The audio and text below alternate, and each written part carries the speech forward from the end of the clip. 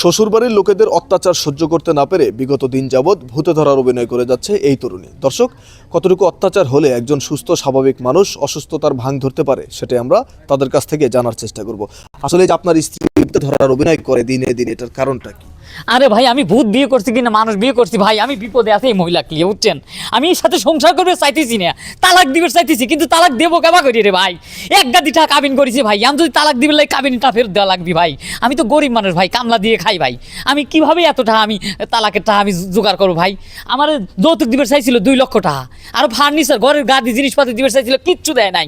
আমার যৌতুকের টেহাও দেয় নাই, যৌতুকের টাকা চাইতে চাইতে ভাই আমার দাঁত লড়ে গেছে ভাই। এই দেখেন, এই দাঁত লড়ে গেছে, তাও একটা টাকা আমাকে যৌতুক দেয় নাই। অথচ এখন মনে করেন যে খালি ভূতের মতো খালি আমাকে ধরে খাবলাইতেছে ভাই। যখনই ঘরে যাইতেছি তখন হাওয়া করে টাইটি ধরতেছে ভাই, আমার সারা শরীর কাটতেছে ভাই। আমি এই বড় রাগ বলে ভাই, আমি তালাক দেবো যে কোনো একটা ব্যবস্থা। আচ্ছা, আমরা একটু ওনার বাবার কাছ থেকে জানার চেষ্টা করবো। আসলে আপনার ছেলের বধূ এই যে মানে ওনাকে ভূতে ধরে, মূলত কারণটা কি? ওইটা ভূত আসলে ভূত না, এটা হচ্ছে একটা অভিনয়।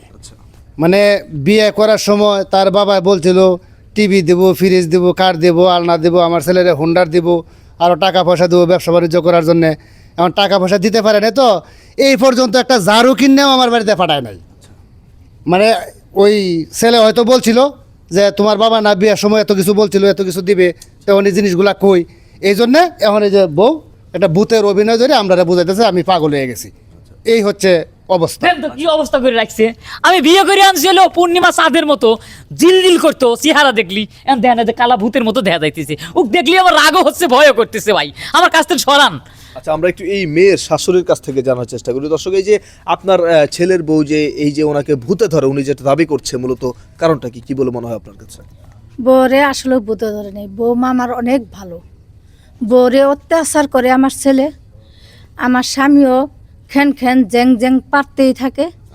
এর জন্য আমি এই মেয়েরে গরিব বলে আমি আনছি আমার মেয়ে হিসাবে। এই কারণে আমি শিখাই দিছি, বলে তুমি এই অভিনয় করে যাও, তোমার টাকা পয়সা যৌতুক কিছু আনা লাগবে না। আচ্ছা, আসলে এই যে যৌতুকের সাথে ভূতে ধরার অভিনয়, মূলত এটার কারণটা কি? এটা আমি শিখাই দিছি। আচ্ছা, কেন শিখিয়ে দিলেন? শিখাই দিছি যাতে বৌমারে খেদায় না দেয়। এই কারণে আমি হেরে ভালোবাসি বলেই, বউরে ভালোবাসি বলেই আমি শিখাই দিছি। মানে বিষয়টি কেমন যে ভূতে ধরার অভিনয় করলে তাকে ভয় পেয়ে তাড়িয়ে দেবে না, যে তাড়িয়ে দিলে তাদেরকে ভূতে ধরবে, বিষয়টা ভয় পেয়ে তারাই দিব না দেখেই আমি শিখাই দিছি কথাটা। আসলে এই যে আপনি যে বিগত দিন যাবত ভূতে ধরার অভিনয় করে যাচ্ছেন, মূলত আপনাকে তো ভূতে ধরে নাই, তাহলে আপনি এরকম ভূতে ধরার অভিনয় কেন করে যাচ্ছেন? আমি এই যে ফ্যামিলিটাতে আছি, ফ্যামিলিতে একমাত্র আমার বড়সা হচ্ছে আমার শাশুড়ি, আর বাকি যে লোকগুলো আছে এই যে আমার জামাই, আমার শ্বশুর, ওই আমার ভাসুর আর আমার ননদ, প্রতিটা মানুষ আমাকে তিলে তিলে ধ্বংস করে দিছে। ঘুম থেকে ওঠার পর রাত্রে 12টা পর্যন্ত ওদের খেদমত করে যাচ্ছি, পুরো একটা বুয়া যেরকম করে তার চেয়ে বেশি করতেছি, তারপরে ওনাদের মন পাচ্ছি না। আর কি বলবো, আমার বাপ মা হচ্ছে গরিব, একবার যৌতুক এনে দিচ্ছে, আবার ওনারা যৌতুক আদায় করার জন্য মানে আমাকে ইচ্ছা মতো চাপ দিচ্ছে। তো আমার হাত থেকে বাঁচার মতো কোনো উপায় ছিল না। আমার শাশুড়ি আমাকে প্ল্যানটা যদি না করে দিত তাহলে আমি আরও ধ্বংস হয়ে যেতাম। তবে যাই হোক, আমার শাশুড়ির কারণে আজকে আমি বেঁচে আছি। যদি অ্যাক্টিংটা না করতাম তাহলে কবে ওনাদেরকে আমার যৌতুক এনে দিতে হতো, নয়তো ওনাদের সংসার ছাড়তে হইতো। আসলে এই যে ভূতে ধরার সাথে যৌতুকের সাথে ভূতে ধরার অভিনয়, এটা কি আসলে কোনো যৌক্তিক বিষয় আপনার মনে হয়? হ্যাঁ, আমার মনে হয় এখন এটাই, কারণ নয়তো আমি ওনাদের হাত থেকে বাঁচতে পারতাম না। হয়তো যৌতুক আনতে হতো, নয়তো ওনাদের সংসার আমার ত্যাগ করতে হতো।